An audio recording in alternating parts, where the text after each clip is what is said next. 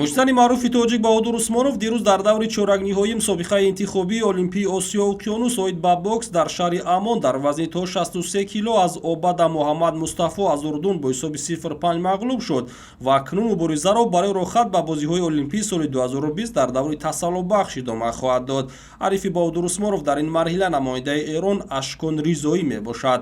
ҳамчунин дирӯз Сумайя Қосимова дар рақобати занон барои рохати Олимпӣ мубориза бурд, вале ӯ дар даври чоракниҳоӣ дар вазни то 51 кило аз Чан Гюан аз чин шикаст хӯрд.